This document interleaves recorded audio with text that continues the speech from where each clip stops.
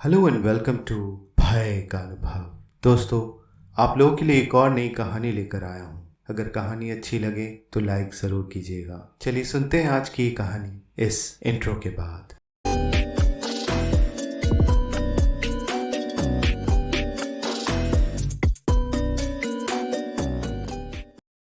कहानी की शुरुआत होती है एक रेलवे स्टेशन के वेटिंग रूम से, जहां विशाल अपनी ट्रेन के लेट हो जाने की वजह से रुका हुआ था। देर रात का वक्त था। स्टेशन लगभग खाली था। उस सेकंड क्लास के वेटिंग रूम में विशाल इकलौता इंसान था। उसकी ट्रेन करीब 4 घंटे लेट थी। उसका घर स्टेशन से 3 घंटे दूर था, इसीलिए उसने वेटिंग रूम में रहना ही ठीक समझा। आधे घंटे की नींद लेने के बाद अब उसे बोरियत सता रही थी। प्लेटफॉर्म के कई चक्कर लगाने के बाद अब वो वापस आकर अपनी जगह पर बैठ गया और अपने बैग से एक पुराना मैगजीन निकालकर पढ़ने लगा। उसका समय कछुए की गति से कट रहा था। रात के कुछ 11:30 बज रहे थे कि तभी उस वेटिंग रूम में एक और आदमी आता है, जो दिखने में कुछ 50-55 की उम्र का लग रहा था। वह इंसान काफ़ी गोरा था, किसी अंग्रेज की तरह, और उसने बहुत अच्छे कपड़े पहने हुए थे। दिखने में वो काफ़ी अमीर लग रहा था। वह आदमी आके विशाल के बगल में बैठ जाता है। विशाल उसे देखते रहता है। उस इंसान में कुछ आकर्षित करने वाली ऊर्जा थी। वह व्यक्ति विशाल की ओर देखता है और उससे कहता है, हेलो, मेरा नाम मैक्लॉयड है। ट्रेन कितने घंटे लेट चल रही है? विशाल उससे कहता है, लगभग 4 घंटे। मेरा नाम विशाल है, मैं काफ़ी देर से अकेले बैठा हूँ। अच्छा हुआ आप आ गए। मैक्लॉयड विशाल को बताता है कि ये रूट पे ट्रेन हमेशा ही लेट होती है। ये एक छोटा सा स्टेशन है। यहाँ से 7 घंटे बाद एक बड़ा जंक्शन है। कई सारी ट्रेन तो इस स्टेशन पे बिना रुके ही निकल जाती है। विशाल कहता है, हमारी ट्रेन रुक जाए बस, वरना मेरा कल का काम नहीं हो पाएगा। मैक्लॉयड उससे पूछता है, तुम क्या काम करते हो? विशाल जवाब देता है, मैं एक सिविल इंजीनियर हूँ। और आप साहब क्या करते हैं आप? वैसे माफ़ करना, पूछे बिना रहा नहीं गया, इसीलिए पूछ रहा हूँ। आप दिखने में तो किसी विदेशी जैसे लग रहे हैं, पर आपकी हिंदी तो काफ़ी अच्छी है। मैक्लॉयड उससे बताता है कि वो एक एंग्लो इंडियन है। उसकी माँ भारतीय थी और उसके पिता इंग्लैंड से थे। शादी के बाद वो यहीं बस गए। मेरा जन्म भारत में ही हुआ है, इसी वजह से मैं अंग्रेज़ दिखता हूँ पर हूँ इंडियन। इस तरह दोनों में काफ़ी बातें शुरू हो गई। बातों बातों में विशाल मैक्लॉयड को अपने स्कूल की कहानी बताता है। 1954 में जब वो 7वीं कक्षा में था, तब उसके स्कूल में एक इंग्लिश के नए टीचर आए थे। उसका स्कूल काफ़ी बड़ा था और हर सेशन के शुरुआत में कोई ना कोई नए टीचर आया ही करते थे। ऐसे ही उसके स्कूल में इंग्लिश पढ़ाने मिस्टर जेम्स डेंटन आए। वो लंबे चौड़े और काफ़ी हैंडसम थे। सर जेम्स हम लड़कों के पसंदीदा थे, क्योंकि वो हमें अपने ट्रैवल्स की, नए नए देश की और टाइम ट्रैवल की कहानियाँ सुनाते थे। वो अपने कोट में काफ़ी सुंदर गोल्ड का बना हुआ कॉइन रखते थे, जो उन्हें यूरोप के एक ट्रिप में मिला था। एक दिन उन्होंने हमें वो कॉइन देखने के लिए दिया।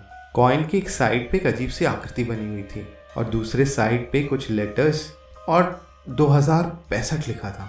हम सब बहुत खुश थे, क्योंकि वो हमें अच्छा पढ़ाते थे और हमें खुद से सेंटेंस बनाने देते थे, स्कूल टेक्स्ट बुक के सेम घिसे पिटे तरीके से एकदम अलग। एक रोज़ सर ने हमें सेंटेंस बनाने बोला, फ्यूचर वर्ड को लेकर। हम सब ने अपना अपना सेंटेंस लिखा। सर जेम्स बारी बारी सबका सेंटेंस चेक कर रहे थे और साथ ही सबको करेक्ट भी कर रहे थे।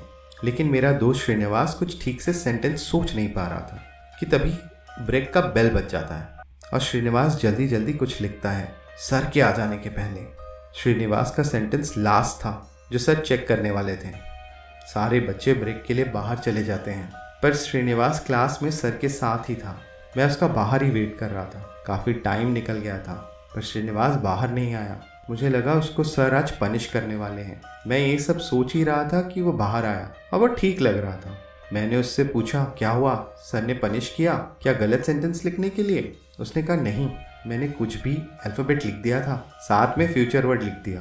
लेकिन सर ने वो पढ़ लिया और मुझे देखते रहे और मुझसे कई सवाल पूछने लगे कि मैं कहाँ से कहाँ रहता हूँ, घर पे कौन कौन है, पापा क्या करते हैं, ये सब। और मेरा सेंटेंस पढ़ते ही वो आसमान की ओर देखने लगे। उसने कहा, मुझे नहीं पता मैंने वो क्यों लिखा। अचानक मेरे दिमाग में वो वर्ड्स कहाँ से आए मुझे पता नहीं। मैंने उससे कहा, चल कोई नहीं, तुझे पनिशमेंट नहीं मिली ना, बस। उसके बाद हम इस बात को और श्रीनिवास के लिखे उस सेंटेंस को भूल गए और अगले ही दिन श्रीनिवास बहुत ज़्यादा बीमार पड़ गया। उसे तेज बुखार हो गया था और वह 1 हफ्ते के लिए स्कूल नहीं आया। अगले कुछ 1 महीने तक सब ठीक चला। फिर एक दिन हम सब सर जेम्स के दिए हुए वर्ड्स पे सेंटेंस लिख रहे थे। इस बार उन्होंने सबको एक पर्ची पे सेंटेंस लिखने को कहा था और उनको करेक्शन के लिए देने को कहा। हम सब ने अपना अपना पर्ची सर को दे दिया। वह एक एक कर पर्चियाँ चेक करने लग गए। फिर अचानक उन्होंने एक पर्ची खोली, उसे पढ़ने लगे और पढ़ते ही वो जोर जोर से रोने लगे और डर से उनका शरीर कांपने लगा था। वो उठे और क्लासरूम से बाहर चले गए। हम सब बैठे रहे और काफ़ी टाइम बाद भी जब सर नहीं आए, मैंने उठकर उस पर्ची को देखा। उस पर्ची में लाल इंक से कुछ लिखा हुआ था। मुझे अजीब लगा क्योंकि हमारे स्कूल में लाल इंक यूज़ करना स्कूल रूल्स के अगेंस्ट था। मैंने वो पर्ची पढ़ी। उसमें लिखा था, if you don't come to me I will come to you. मैंने सबको पूछा पर सबने कहा उन्होंने नहीं लिखा। और उस दिन क्लास में 18 बच्चे थे और पर्चियाँ थी 19। मैंने उस पर्ची को अपने जेब में रख लिया। कुछ पीरियड्स होने के बाद मैंने वो पर्ची चेक की और मैं चौंक गया। वो पर्ची एकदम खाली थी, उसमें लाल इंक से कुछ नहीं लिखा था। मुझे पक्का यकीन था कि मैंने वही पर्ची निकाली थी। फिर लास्ट पीरियड में सर फिर से वापस आए। वो बहुत परेशान लग रहे थे। उन्होंने सबकी पर्चियाँ फिर से चेक की और फिर हमें जाने को कहा। शायद उन्हें लगा होगा उनसे कोई वहम हुआ हो। नेक्स्ट डे सर स्कूल में नॉर्मल नज़र आ रहे थे। वो ठीक ठाक से क्लास लेते हैं और स्कूल भी ठीक से ख़त्म हो जाता है। रात में हमारे स्कूल हॉस्टल में मेरा दोस्त श्रीनिवास मुझे अचानक बीच रात में उठाता है और बोलता है, जल्दी यहाँ आके देख, शायद कोई जेम्स सर के घर के पास खड़ा है। सर जेम्स हमारे स्कूल हॉस्टल के पास ही रहते थे। उनका घर हमारे रूम से साफ दिखता था। वो रात जो हमने देखा वो हमने किसी को नहीं बताया। उस रात को सर जेम्स के घर के बाहर एक बहुत ही लंबा सा और बहुत ही पतला सा कोई था जो किसी इंसान जैसा नहीं लग रहा था और उसके सर के पीछे कुछ जल रहा था, एक रोशनी जैसी कोई चीज़। वो सर जेम्स को इशारे से अपने साथ जाने को कह रहा था और देखते ही देखते वहाँ एक तेज़ रोशनी हुई और फिर सब कुछ नॉर्मल हो गया। हमें भी अपने आप नींद लग गई। लेकिन उस रात के बाद मिस्टर जेम्स डेंटन स्कूल में और पूरे शहर में कहीं नहीं दिखे। ऐसे कई साल बीत गए। हम अपनी अपनी पढ़ाई ख़त्म करके अपने अपने रास्ते निकल गए। आज से कुछ ही दिनों पहले मुझे खबर मिली कि मेरा दोस्त श्रीनिवास भी अचानक गायब हो गया है। मैं उसी के परिवार वालों से मिलने जा रहा हूँ। पूरी कहानी सुनने के बाद मैक्लॉयड अचानक से खड़ा हो गया और वो कुछ अजीब से आकार में बदल गया। उसकी आवाज़ भी बदल गई। ये सब देखकर विशाल के होश उड़ गए। वह उस रात वाले इंसिडेंट को अपने सामने देख रहा था। उस अजीब से प्राणी ने विशाल से कहा, तुम मुझे वो कॉइन लौटा दो तो मैं तुम्हें जाने दूंगा। ये सुन के विशाल बोला, कौन सा कॉइन? मेरे पास कोई कॉइन नहीं है। इतना बोलते ही उस अजीब से प्राणी ने विशाल को उठाकर हवा में टांग दिया और बोला, तुम्हारे टीचर ने भी यही गलती की थी। वो अपने दोस्त के साथ मिलकर टाइम ट्रैवल करता था और ऐसे ही एक बार वो फ्यूचर में आ गया और उसने फ्यूचर में आकर हमारा वो चिप उठा लिया। इस वजह से वो मारा गया। तुम्हारे दोस्त ने वो कॉइन अपने सर से चुराया और जब वो बीमार पड़ गया तो वो कॉइन उसने तुम्हें दे दिया। विशाल बहुत डर गया। डरते हुए धीरे से उसने अपने जेब से वो कॉइन निकाली और उसे दे दिया। एकाएक ही वहाँ पर एक तेज़ रोशनी होती है और वो दोनों वहाँ से गायब हो जाते हैं। वेटिंग रूम में अब बस विशाल का सामान पड़ा है। पुलिस आती है, छानबीन करती है पर उनको कुछ नहीं मिलता। विशाल के गुमशुदा होने की खबर अब सारे शहर में फैल गई है। तो दोस्तों ये कहानी यहीं तक थी।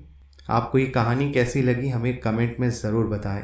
दोस्तों हमारा चैनल नया है, हमें आपसे सपोर्ट की उम्मीद है। आप जितना हो सके हमारे चैनल को सब्सक्राइब करें और कहानी पसंद आने पर लाइक करें और हमें बताएं आप किस तरह की कहानियाँ सुनना पसंद करते हैं। अगर ये कहानी पसंद आई हो तो लाइक ज़रूर कीजिएगा और मेरी ये कहानी यहाँ तक सुनने के लिए आप सभी का शुक्रिया।